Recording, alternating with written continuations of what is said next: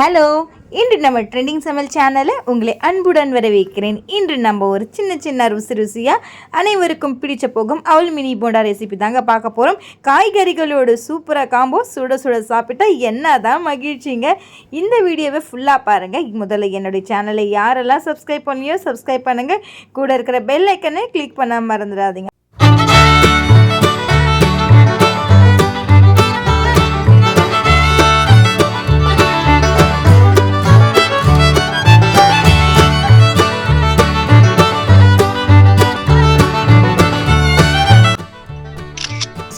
Exam முடிஞ்சு எல்லாம் வீட்டில் இருப்பாங்க.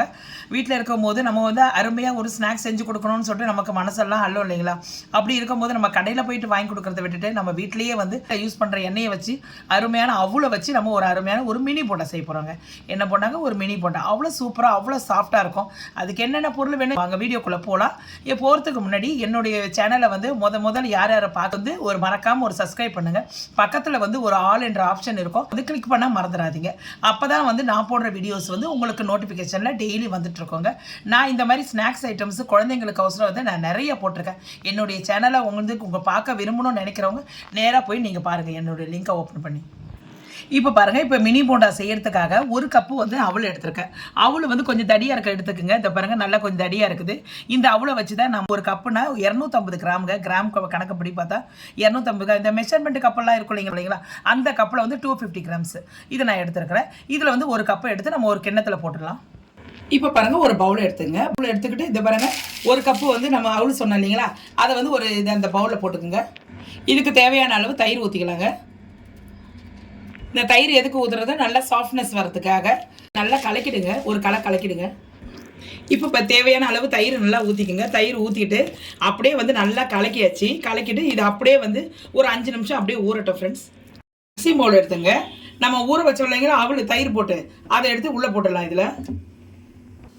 இப்போ பாருங்கள், இதில் ஒரு கப்பு வந்து அரிசி மாவு எடுத்திருக்கேன். நம்ம ஒரு கப்பு வந்து அவள் எடுத்தோம் இல்லைங்களா, அதே கப்புல நம்ம ஒரு கப்பு வந்து அரிசி மாவு போட்டிக்கலாம்.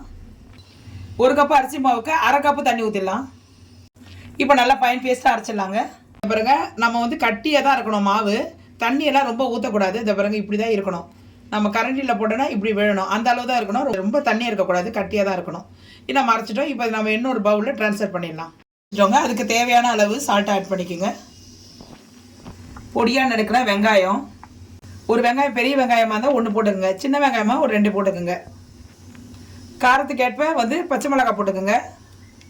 கொஞ்சோண்டு வந்து கறி லீவ்ஸ் போட்டுக்குங்க. கொஞ்சோண்டு வந்து நம்ம வந்து கொத்தமல்லி போட்டுக்கலாம். கொஞ்சோண்டு வந்து சீரகம் ஆட் பண்ணிக்கோங்க. செரிமானத்துக்கு நல்லாயிருக்கும், டேஸ்ட்டும் நல்லாயிருக்கும். இது எல்லாத்தையும் வந்து நம்ம மிக்ஸ் பண்ணிக்கலாம். ஃப்ரீயாக தான் இருக்கணும் மாவு. நான் திரும்ப சொல்கிறேன், ஏன்னா வந்து நம்ம வந்து பெரிய போண்டாவாக இதை போடக்கூடாது. நம்ம மிடி போண்டா தான் உங்களுக்கு சொல்லியிருக்கேன். நமக்கு அதை பார்க்குறதுக்கு நல்லாயிருக்கும். இன்னொன்று என்னென்னா, அவளில் நம்ம போட்டிருக்கோம். அவள் பண்ணியிருக்கிறதுனால வந்து அந்த சாஃப்ட்னஸ்ஸு நல்லாயிருக்கும், டேஸ்ட்டு நல்லா இருக்குங்க. நம்ம மினி போண்டா செய்யறதுக்காக மாவு ரெடி பண்ணிட்டோங்க. இதில் வந்து கொஞ்சம் அப்படியே சின்னதாக எடுத்துக்கோங்க. இதை பாருங்கள், இந்த அளவு தான் நம்ம போட போகிறோம். அப்படியே கொஞ்சம் பெருசாக எடுத்துக்கிட்டு சின்னதாக போடலாம் நம்ம. இப்போ பேனில் வந்து எண்ணெய் வச்சுட்டோங்க. எண்ணெய் சூடானவொடனே இதை பாருங்கள், கொஞ்சமாக சின்னதாக போடுங்க. ரொம்ப பெருசாக வேண்டாம். கொஞ்சம் ஸ்லிம் பண்ணிக்கோங்க. ஸ்லிம் பண்ணிக்கிட்டே நம்ம வேக விடுங்க. ஏன்னா வந்து ஹை ஃப்ளேமில் வேக வச்சேன்னா உள்ளே மேலே வெந்துடும், உள்ளே வேகாது. அதனாலே வந்து சின்ன திருச்சியிலே வேகட்டும். நல்லா போண்டா மினி போண்டா பார்த்து நல்லா செவந்துருக்கு. திருப்பி விடுங்க. ரொம்ப செவர வேண்டாம், ஏன்னா அப்புறம் தீஞ்சு போயிடும். இப்போ இதுதான் கரெக்டான பதம். நம்ம எடுத்துடலாம். இப்போ பாருங்கள், நம்ம எண்ணெயிலேருந்து நம்ம எடுத்துட்டோம். இப்போ நம்ம அடுத்த பேட்ச் போட்டுக்கலாம். எவ்வளோ சூப்பராக நல்லா கிறிஸ்பியாக இருக்குது பாருங்கள். பார்க்கும் போதே உங்களுக்கு தெரியுதுங்களா? இப்போ இன்னும் அடுத்த பேட்ச் போட்டுடலாம். இப்போ பாருங்கள், நெக்ஸ்ட்டு போட்டுடலாம். கடகடன் போடுங்க ஃப்ரெண்ட்ஸ், ஏன்னா வந்து தீஞ்சிடுது. அதனால தான் வந்து நான் ஸ்லிம்லேயே வச்சு போடுறேன். நான் உங்களுக்கு அதே மாதிரி தான் நான் சொல்கிறேன். இதே மாதிரி நம்ம எல்லாத்தையும் போட்டு எடுத்துட்டு நம்ம சேவ் பண்ணிக்கலாங்க. நல்லா சென்னையில் வந்து ஜோன்னு மழை பேஞ்சிக்கிட்டு கிளைமேட் எல்லாம் அவ்வளோ குளுன்னு இருக்குதுங்க. அந்த குளுன்னு இருக்கும் போது குழந்தைங்களா இருந்தாலும் நம்மளா இருந்தாலும் வெளியே போக யோசிப்போம் இல்லைங்களா? அப்போ அந்த நேரத்தில் நல்லா ஒரு சூடாக நல்லா கிறிஸ்பியாக முறுன்னு ஏதாவது ஒரு ஸ்நாக்ஸ் சாப்பிடலாமேன்னு உங்களுக்கு தோணுமே. அந்த நேரத்தில் அருமையான ஒரு மினி போண்டா செஞ்சு கொடுக்கலாங்க. இப்போ பாருங்க, நம்ம 1 கப்பு அவள் தாங்க எடுத்தோம். 1 கப்பு அவள், 1 கப்பு பச்சரிசி மாவு. அதுக்கு வந்து வந்து அரௌண்டு வந்து 30 to 40 மினி போண்டா வந்துருக்குதுங்க. எவ்வளோ சூப்பராக கிறிஸ்பியாக இருக்குதுன்னு இப்போ உங்கள் முன்னாடியே வந்து நான் காட்ட போகிறேன்.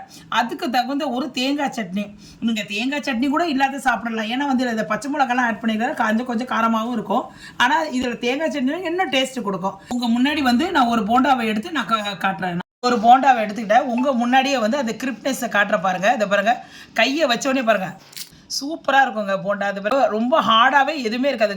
இந்த கையை வச்சோடனே இதை பாருங்கள், பார்த்தீங்களா அப்படியே அப்படியே செம சூப்பராக வந்து அப்படியே நொறுங்குது பாருங்கள். அப்படியே பாருங்கள் பார்க்குறதுக்கே சாப்பிடணும் போல இருக்குது பாருங்கள். அவ்வளோ செம சூப்பராக. நீங்களும் செஞ்சு பாருங்கள் ஃப்ரெண்ட்ஸ். செஞ்சு பார்த்துட்டு எப்படி வந்ததுன்னு கமெண்ட் செக்ஷனில் சொல்லுங்கள். அப்படியே வந்து தேங்காய் சட்னியில் அப்படியே அப்ளை பண்ணிவிட்டு அப்படியே ஒரு வாயில் போடுங்க பார்ப்போம். அப்படியே ஒரு கப்பு டீயோடு எடுத்து வாயில் குடிங்க. ஒரு கப்பு டீ, ஒரு மினி போண்டா. குழந்தைங்க வந்து நம்ம விரும்பி வந்து நம்ம கேட்கும் போது நம்ம எப்படி எடுத்து கொடுக்கலாம், இந்த மாதிரி உப்பிக்கு வச்சுக்கோங்க. அப்படியே லைட்டாக இதை அப்படியே வந்து அப்படியே ப்ரெஸ் பண்ணுங்கள். ப்ரெஸ் பண்ணி அப்படியே இதை தொட்டு கொடுத்தீங்கன்னா பிள்ளைங்க வந்து நல்லா விரும்பி சாப்பிடும். நல்லா சாப்பிட்றதுக்கு நல்லா வாட்டமாக இருக்கும். பெரியவங்க வந்து அப்படியே நம்ம எடுத்து கொடுக்கலாம். குழந்தைங்க வந்து இப்படியே அதே மாதிரி அப்படியே வந்து ஒன்று ஒன்றா நம்ம எடுத்து அப்படியே எடுத்து பண்ணிக்கலாம். அந்த பாருங்க அப்படியே டூத் பிக்கிறது அப்படியே சாப்பிடலாம். பிள்ளைங்க சாப்பிட்றதுக்கு அவ்வளோ டேஸ்ட்டாக இருக்கும். ஏன்னா போட்டி போட்டு சாப்பிடும். எனக்கு 2 கொடு 3 கொடு அப்படின்னு சொல்லிட்டு இதெல்லாம் கொஞ்சம் நல்லா இருக்கும் ஃப்ரெண்ட்ஸ். இதே மாதிரி நீங்களும் செஞ்சு பார்த்துட்டு எப்படி வந்ததுன்னு சொல்லிட்டு கமெண்ட் செக்ஷனில் சொல்லுங்கள். உங்களுடைய உறவினர்கள் யாராவது இருந்துச்சுன்னா இதை ஷேர் பண்ணி விடுங்க. பிடிச்சிருந்தா லைக் பண்ணுங்கள், ஷேர் பண்ணுங்கள், சப்ஸ்கிரைப் பண்ணுங்கள். மறக்காமல் பெல் ஐக்கனை கிளிக் பண்ண மறந்துடாதீங்க. இதோடு உங்களுடன் விடைபெறுவது உங்கள் ட்ரெண்டிங் சமையல் அலமோ.